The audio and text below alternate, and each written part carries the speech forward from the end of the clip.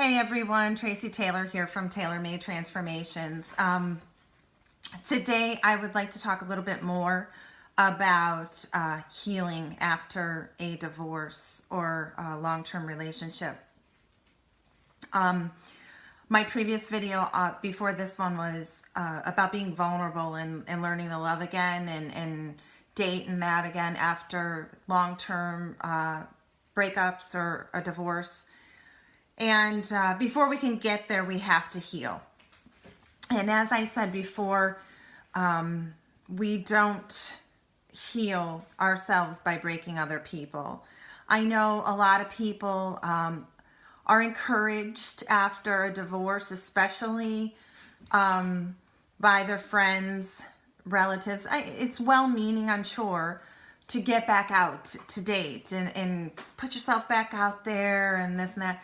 But the truth of the matter is that's really probably the last thing that you should do, because you will get hurt, you'll hurt somebody else, or both will happen, and it's just really not a fair thing to do, to go on what we call these rebound relationships. Number one, experts really advise you take a year of healing for every 10 years of marriage. Now, granted, this is different for everybody because some people, like myself, take a really long time to exit their marriage for many reasons. Exited is on a physical level, I mean. So for 7 years, I teeter-tottered leaving, but I left. That was because I had 3 kids, it was finances, the typical reasons, breaking a family unit, all of those, fear of the unknown, all of that, really keep people stuck in relationships that they probably shouldn't be in for much longer than they should be.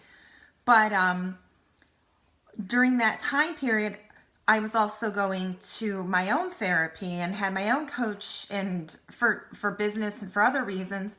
And obviously business, personal, all of that stuff is interrelated. To think one doesn't have anything to do with the other is just not a fair assumption, because they do. If one area of your life is suffering, it's going to affect all areas of your life. And money and love are very much interrelated. They're both energy, and if you're not able to give and receive one, you're probably going to have problems in the other area. But we'll talk about that on another video. So my advice to you is, if you have had a period of mourning and it took you a long time to leave, and you kind of feel like you're ready to get out there maybe a little sooner, still maybe take a little time on your own, because when you move out or move on from a marriage and you're physically separated, it's a big shift after you've lived with somebody for a very long time too. So make sure though that there's people who obviously have been cheated on. They didn't want to get divorced. These things take much longer for the other person to heal. The person that wasn't mourning the relationship while they were in it, that got blindsided.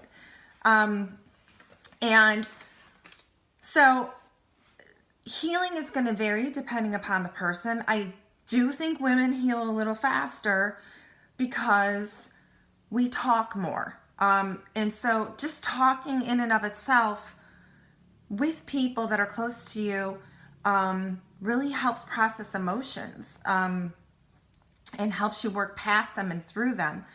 But we all kind of go through stages.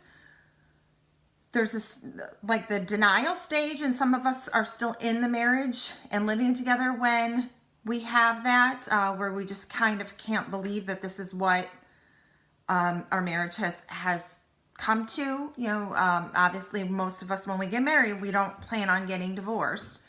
And then once you work through that, generally you have a stage of anger. And you may be angry about many things, about the way your kids are being treated, or the person's job, if they cheated on you. It could be anger in any shape. And then usually there's like, after the anger stage, if only I would have done this, if I would have said this, if he would have done, if he or she would have done this. I mean, there's always that if only this or that would have happened. And then after that, you usually kind of have a depression isolation phase. And then after you come through the depression and isolation of yourself, you're ready to get out and move on with your life. And these phases take different amounts of time for different people. So if you can relate to these different phases and see that you've gone through them to some degree or another, and you feel like you're ready to really begin a new life, because that's really what you're doing. Most people lose a lot of friends during a divorce. They lose a lot of their identity. You are building a new you. So now's the time to rewrite your story. You can be and do anything you want. You don't have to live by the old story. You can live by the story that you now want to create. So if you feel that you've gone through a lot of this stuff, and also, getting through a lot of this, support groups are great for that. A really close family member or friend, one that can be unbiased and just listen. That's really what they need to do, is just listen.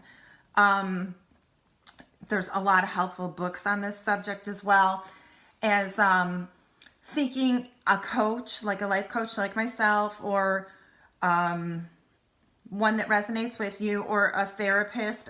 I mean, therapy is just, honestly, it's one of those things that if you're able to afford it, or if you have good health insurance, I mean, it's just, it's one of those things that just, it does wonders for you if you're really committed to working and doing the self-exploration.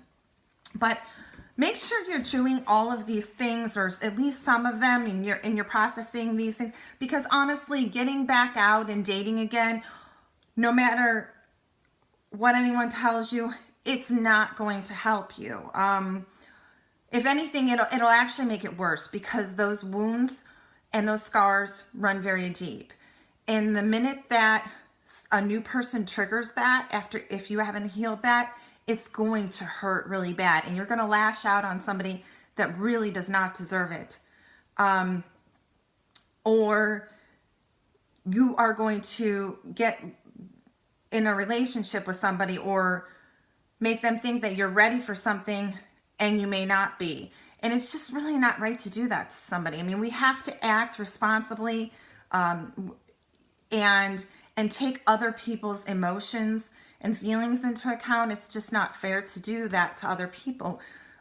We have to treat others the way we would like for them to treat us, and go by that theory. And then really things come back to you so great.